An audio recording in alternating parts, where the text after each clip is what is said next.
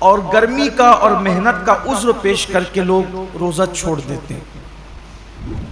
पहली बात तो यह है कि मौसम का उज़्र या मेहनत का उज़्र पेश करके रोज़ा छोड़ने की इजाज़त नहीं हो सकती, बल्कि अगर मेहनत मजदूरी की वजह से आप रोज़ा छोड़ते हैं तो इस्लाम का हुक्म यह जो अहकाम शरा है वो बता रहा हूँ आपको कि एक तरफ रोज़ा छूटता है काम धाम की वजह से, आप अपने अंदर ताकत नहीं पाते कि मेहनत भी करें और रोज़ा भी रखें, तो रोज़ा नहीं छोड़ सकते।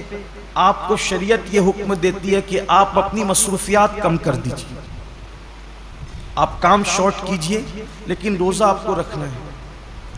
इसलिए कि रमज़ान शरीफ के एक रोज़े की अहमियत ये है, एक रोज़े की, कि जानबूझकर अगर किसी ने रमज़ान शरीफ का एक रोज़ा छोड़ दिया और उसके बदले में फिर वो पूरी जिंदगी रोज़ा रखे, तो जिंदगी भर के तमाम रोज़े उस एक रोज़े की फजीलत को नहीं पहुंच सकते जो माह रमज़ान शरीफ ने रखा गया है। माह रमज़ान शरीफ के रोज़े का बदल जिंदगी भर के रोज़े नहीं हो सकते।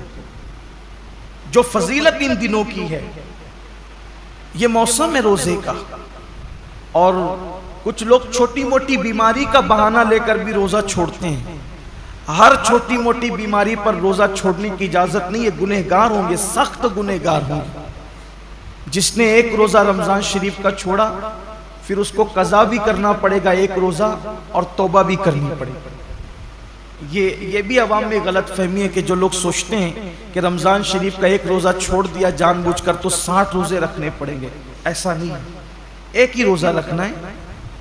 ये असल में जो बिला वजह रोज़ा तोड़ देते हैं रखकर, 60 रोज़े उनके लिए कफ़ारे में, लेकिन जिसने रोज़ा छोड़ दिया बहुत बुरा किया उसने।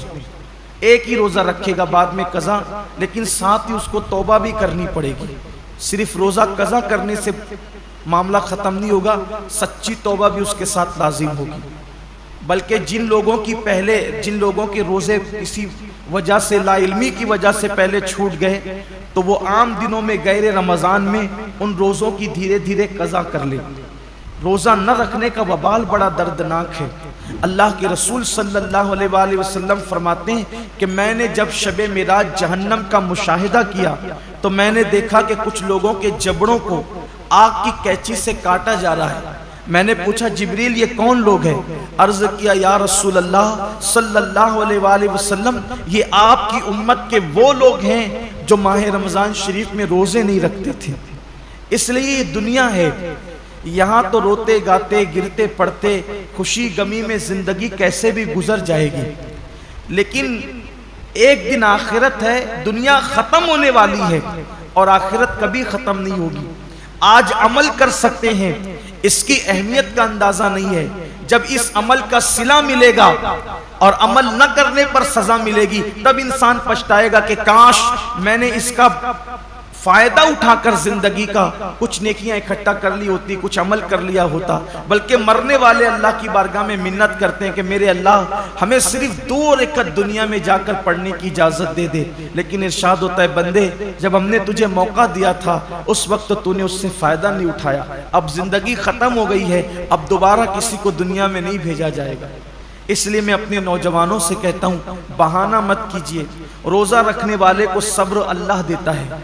और एक बात आज आपसे कहना चाहता हूं, अगर किसी गुर्बत की, तंगदस्ती की या मेहनत मजदूरी की वजह से आपका रोजा पुरमुशक्कत है, आपके रोजे में मुशक्कत है, तकलीफ है, तो ये बात हमेशा याद रखिएगा कि जिस नेकी में जितनी तकलीफ होगी, जिस नेकी में जितनी तकलीफ होगी उसका सिला उतना बढ़ा दिया जाएगा।